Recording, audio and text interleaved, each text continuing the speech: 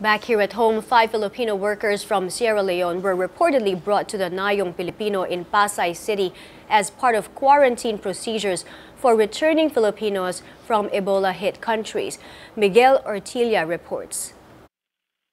Hi, Mai. We're here at the Bureau of Quarantine office here near Naiya Terminal 2, right across the airport road.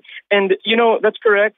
Filipino overseas workers from Sierra Leone were brought here to this old facility of the Bureau of Quarantine. And based from what we saw in past quarantine procedures, this is definitely far from how others were treated.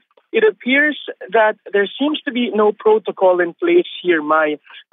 In fact, we were able to speak to some of the overseas Filipino workers put under quarantine. According to them, there are 14 of them inside this facility, all from a company called African Minerals in Sierra Leone. We spoke to their leader, their group leader, Mr. Roger Villar.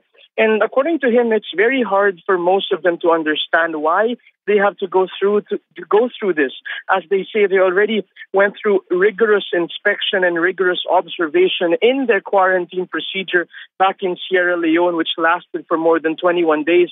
And soon as they arrived at the terminal, members of the Bureau of Quarantine brought them to this facility. It would have been okay, according to them, if there were procedures and preparations ahead. However, according to them, it appears that this facility was not prepared for their arrival. For instance, in Sierra Leone, they were made to stay in isolated rooms with a television set, one person per room. But here, there are 3 people stay in a room sharing one bed. Not decent food is given to them since this morning, or we just saw the food being brought in now.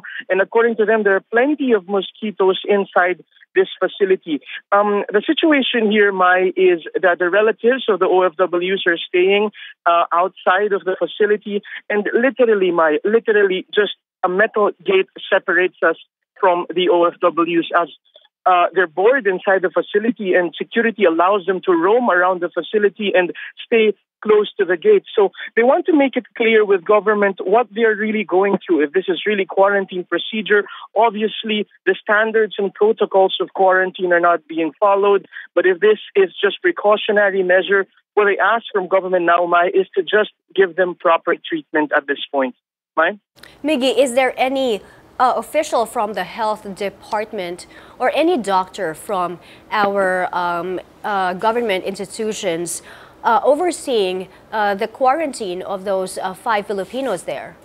Well, we've seen a couple of times the ambulance of the Bureau of Quarantine going in and out of the facility, as well as some doctors are inside, which is something that the OFWs confirm. However, we've been trying to call the Bureau of Quarantine personnel since this morning, but to no avail. We've been asking the security personnel of this facility to get us someone who can at least explain to us what's happening or what's the condition or the situation inside, but up to now we're still waiting for that.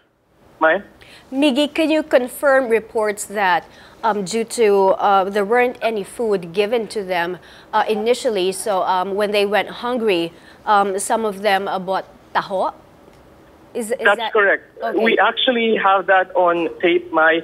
One of the wives of the OFWs, Miss Maribel Libot, the wife of Jobel Libot, was telling us earlier that her husband tells her that as soon as he arrived this morning, they were just given coffee and bread. They were given pandesal. So they had to go to the security guard and ask him to get them at least decent food from a long flight that they had to go through. And they were brought taho. That's correct. But at around 8 o'clock or 8:30, according to them, they were already given some rice, fish, and eggs.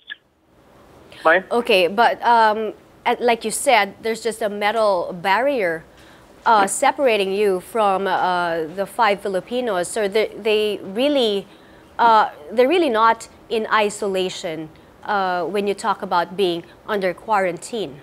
Yeah, you know, to further drive the point, Mai, the personnel of the Bureau of Quarantine would go in and out of the facility, not wearing any masks, definitely having contact with the supposedly quarantined OFWs. but the guard does not do anything. We even talked to some of the security personnel, the airport police that are guarding the facility, and we asked them what reminders were given to them. And according to them, the only instruction from their bosses was to prevent the OFWs from leaving the facility. No instructions as to who can come in or who can talk to them or what's the actual distance that they can stay from the outsiders. Mai? Okay, thank you. Miguel Ortilla there reporting to us from Nayong Pilipino in Pasay City.